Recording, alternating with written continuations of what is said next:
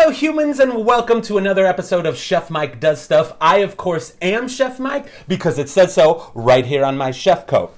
First of all, I'd like to thank Team 17 and Epic Chef for sponsoring this video. But most importantly, I have been hired as the culinary ambassador to Ambrosia. It is a beautiful, magical land full of tasty ingredients, beautiful landscape and architecture, and townsfolk who inhabit these lands, and they may or may not be nice or helpful.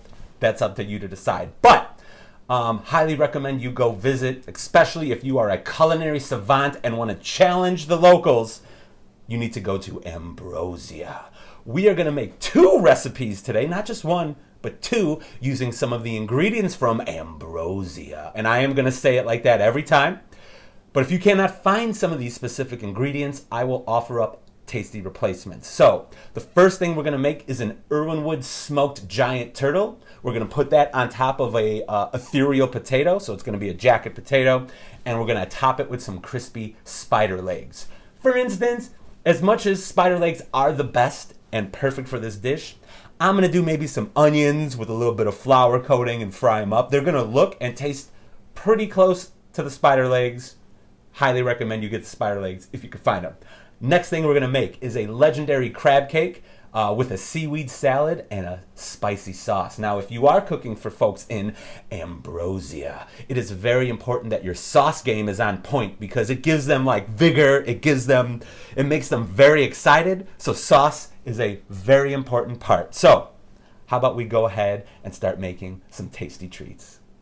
The first thing we want to do is get our turtle on the smoker. Now, very much looks like a traditional pork butt you might be familiar with. I am just going to season it with salt and pepper. And before some of you yell at me, yes, we could totally make a cool rub and make this a barbecue inspired something. I, of course, am going to make a quick little barbecue sauce that goes along with this. However, in this instance, I don't want to make this too unique of a flavor because I'm going to have so much left over and I want to use it in lots of different things. So maybe I'll do a Mediterranean dish with the leftover pork. Maybe I'll do an Asian inspired dish with the pulled pork. Maybe I'll do another Ambrosian dish inspired by this pork. So I am only going to do salt and pepper. You could totally load it up though, because look at how much meat is, here. You need a lot of seasoning to make it tasty. This is literally all I'm going to do. Now, one thing I do recommend after seasoning this is I'm going to let it sit for maybe an hour before I put it on the smoker. Yes, you could go ahead and leave it on your counter or in the fridge. I just leave it on the counter. So we just want some of that salt to soak into the meat a little bit to give it that flavor. Make sure while it's sitting, maybe start your smoker. Make sure it's rolling at like 225 degrees. I'm going to go out and put it on. I'll show you what I'm doing. And then, cook it till it's done. Our smoker is ready. Open smoker door. Put meat in smoker. Cook it till it's done. I'm doing fat side up. I'm keeping it in this the whole time. I'm just going to watch to make sure if it gets too dark, I'm going to put foil on it. And Ambrosia was nice enough to send me Erwin pellets, because this is a pellet smoker. Yes, I have the big old daddy smoker with logs as well, but I'm doing this because it's super easy. Just cook it till it's done. If you want a little more advanced barbecue technique, go look at some other Chef Mike Does Stuff videos. Next up, make sure to wash and dry your ethereal potatoes as good as you can. It's grown in stuff you probably don't want to eat. Oven is at 425 degrees. Give it just a touch of olive oil or whatever oil you like. I mean, you don't have to do this, but I prefer a little crunchier skin. And this olive oil is going to help when I sprinkle salt on it.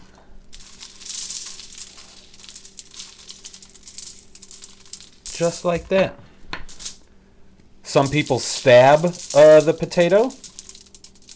Just they think it's going to blow up. It does let some of the steam out, so I'm going to go ahead and grab the fork I forgot to grab. Like that. And bake it in the oven for 45 minutes to an hour until it's super fork tender and the skin is nice and crispy.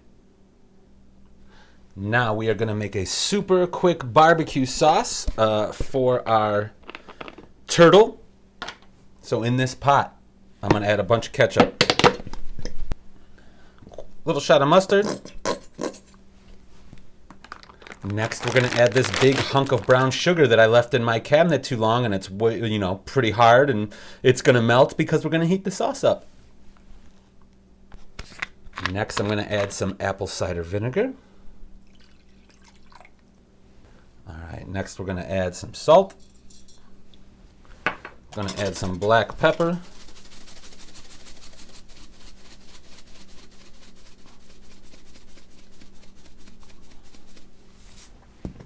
Going to add some onion powder. Going to add some garlic powder. Going to add some chili powder.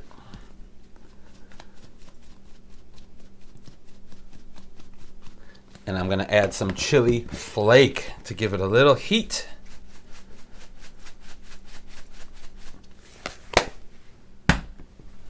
Put this on the stove, whisk it all together, heat it till it's boiling, and you're good to go. Barbecue sauce is done. The brown sugar melted all the way through. Who would have thought? Let's see what we got.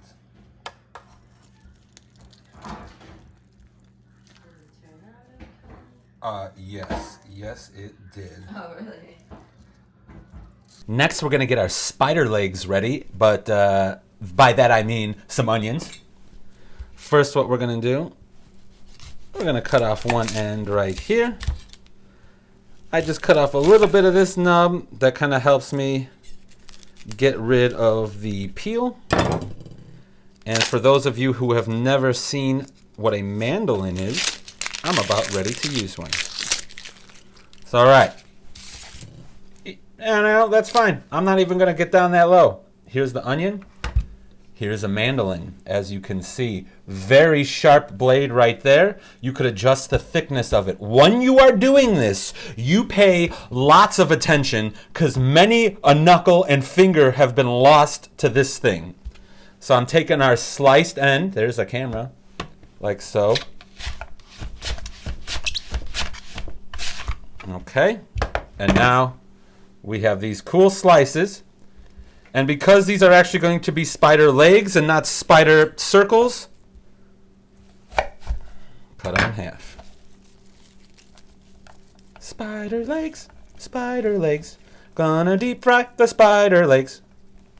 In this bowl are the onions that we cut up, and it's soaking in a little buttermilk. Over here, some flour. Then I'm gonna add some black pepper. I'm gonna add some chili powder. I'm going to add a bunch of salt, like so. I'm just going to mix it with my hands. This part's going to get a little messy, but don't worry. Okay. These are all wet. I'm just going to literally toss them in here. And see this little extra? Just a little bit. Just a little bit. Yes, I added more moisture to it. It's going to get sticky and clumpy and goopy.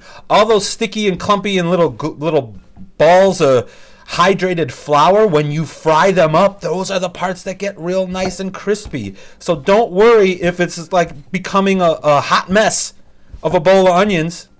Does not matter. Look at that.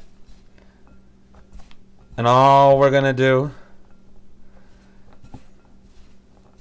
is deep fry them.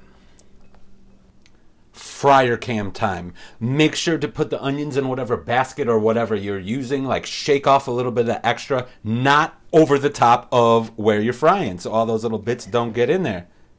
And then cook them till it's golden brown. When they're done, put them on a plate with paper towel. And just like that, Little onion stringies are ready to go. Spider legs would be better.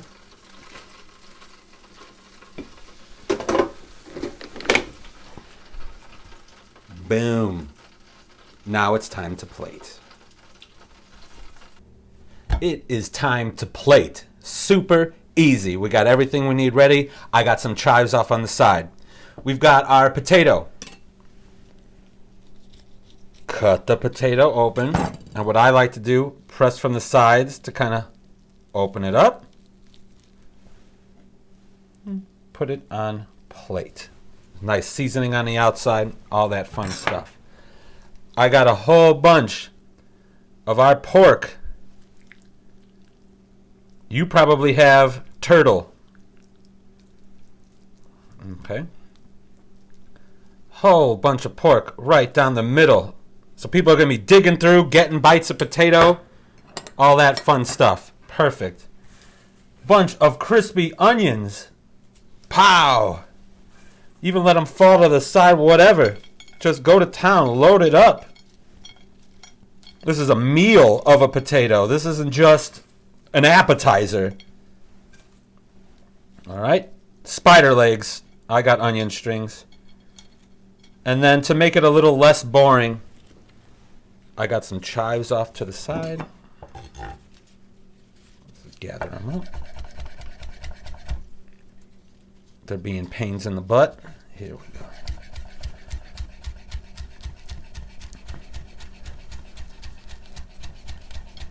Just like so. Give it a little. Just like that. You, of course, can add whatever else you want on your jacket potato. But there we go. I'm going to eat the whole thing. And just like that, your ethereal potato, your turtle or pork butt, hopefully giant turtle, your spider legs or crispy onions, and a little chive on the top. Done. Super easy. The hardest part about this recipe is time management because the pork and turtle take a long time. The onions, pretty darn quick. Potato, in the middle. You just got to get all your timing done right. We are going to take a break because there's going to be cool information in the middle between these recipes, and it gives me time to eat a whole bunch of this, and we'll be right back. Welcome to a land of gastronomic delight, of quaint restaurants and world-class cookery, a place where taste buds tap dance on your tongue from the moment you arrive to the moment you bid farewell. Welcome to Ambrosia! Local produce, freshly grown by our farmers, is lovingly peeled, chopped, stirred, tossed and crafted into delectable and unique dishes found nowhere else on earth. And then, and only then, do the food feuds begin. And cooks from all corners of the world fight to become the epic chef. Welcome to Ambrosia!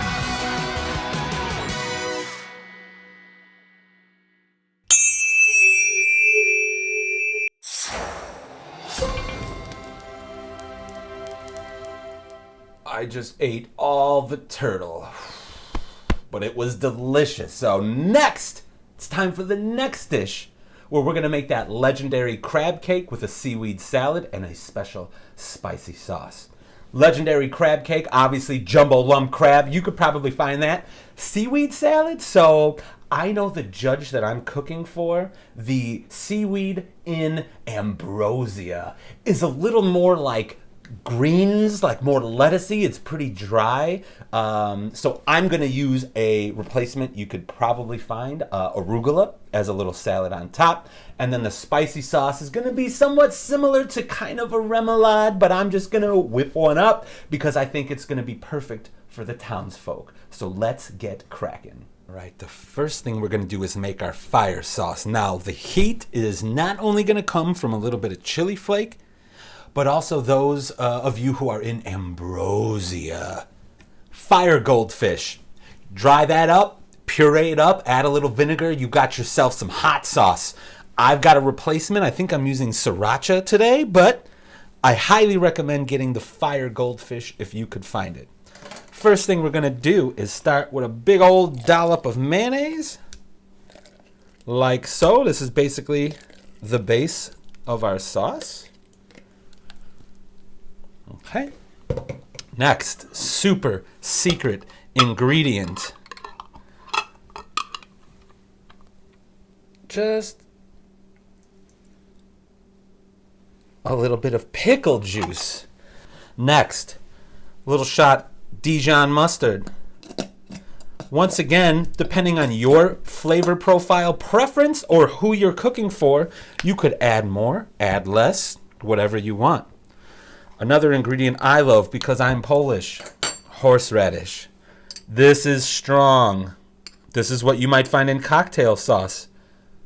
I'm going to put in about that much. I'm going to keep that spoon off to this. I got to put the cover on that horseradish because it's going to melt my eyes.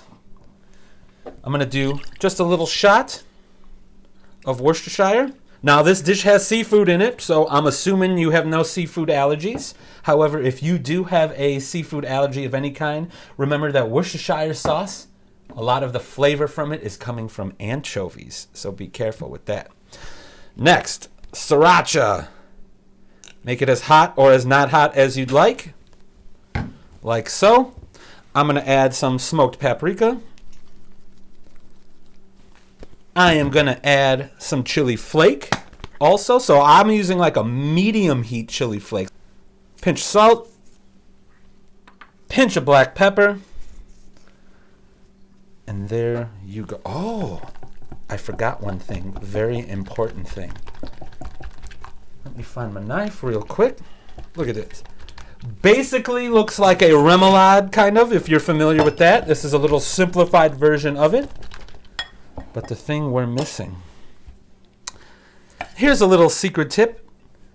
Only if you're comfortable using a knife. If you're not comfortable, if you don't feel confident, if you're distracted, do not do this.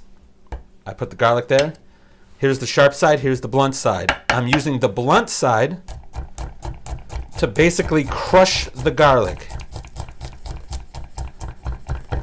Okay, and see what I did there? Look, it's basically minced, so I just turn it around that way and give it one more chopperino, and look at that. Minced garlic, super quick and easy. I like a lot of garlic going into the bowl. And there you have it. There's your sauce for this legendary crab cake. And remember, if you are cooking for those in Ambrosia, they love sauce. It like enhances their abilities somehow. So I highly recommend you work on that sauce game. Next up, we are going to make our base for our legendary crab cake. Gotta use legendary crab. If not, I'm using jumbo lump crab meat. But first, we're going to start off. Spoonful of mayonnaise.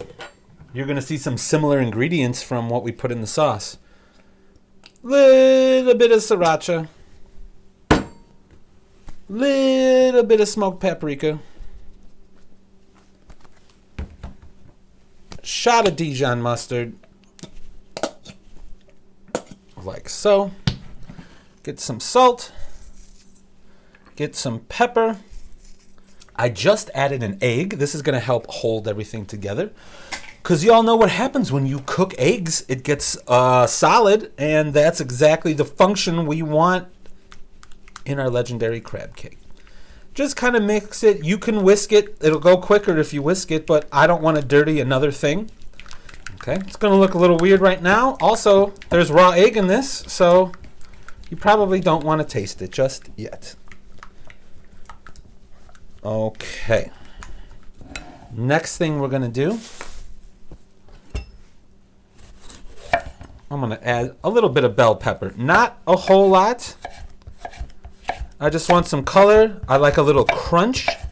So this actually, for me, not only does it add flavor, obviously, and color, but it adds a little bit of texture in the crab cake. You're going to a little bite in there, other than the crispiness from when we fry it up.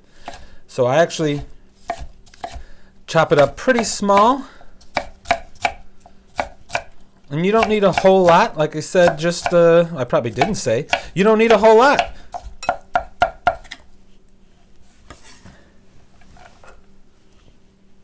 Just like that. You could do different colors of peppers. You want to throw green pepper in there too? You could totally do that. Next, I'm also going to add some chives, because they are delicious. And this is also going to add a little bit of color and a little bit of flavor.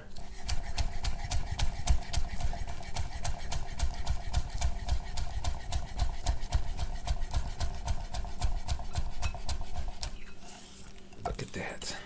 Perfect. This much looks great. Like so.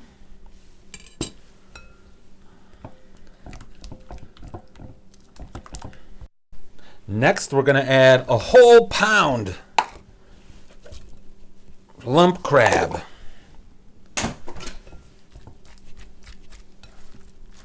Okay. See, here we go. Don't break it up too much. Break it up enough that you could kind of see, you could form patties with it, but we don't want to break it up too much. Regular crab cakes, regular versions of this probably doesn't have as much crab in it. I'm going to add just a little bit more breadcrumb to this to dry it up. Now, the other thing some people do is make and form the crab cake and then put more breading on the outside. We're not going to do that. We're keeping it easy and simple. We are just going to fry this mixture into, as is. We're going to form it into patties and fry it just like this. So we're really just going to mix that through so that everything sticks together real nice. So when we fry it, they'll look awesome. So we're only making...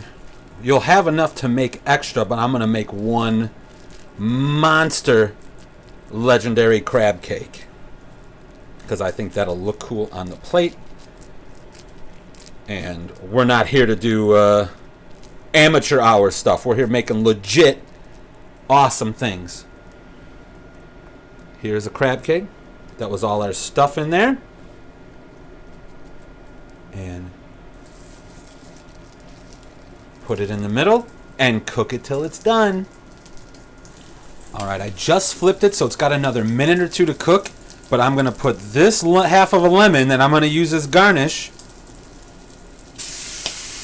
right there. Our crab cake is done. Legendary, but I'm going to leave that lemon in there. So put the crab cake on a little paper towel just to get some of the extra grease off, the butter. And I'm going to keep cooking this until it's nice and charred. It is time for the fun part of plating our legendary crab cake. So what I'm going to do first, here's our delicious sauce. I'm going to dollop this right in the middle. So I'm going to put the big old crab cake right on top of this. And hopefully that crab cake should smush it down and you'll see the sauce right under the crab cake. Here's our legendary crab cake, which looks absolutely amazing. Now, I'm using my hands because I'm cooking for myself. If you are cooking for judges or competitors or guests, you probably want to use some gloves while doing this part. Next, so here is the seaweed salad. The seaweed in ambrosia is a little more like lettucey. So here I actually used baby arugula. And I'm simply going to just do just a couple drips lemon juice. Just a little drizzle of olive oil. Almost like you're making this little tiny vinaigrette. And then a pinch of salt and a pinch of pepper. Mix it up. Okay, we're going to make a nice little nest on the top. Let's see how much we want to use.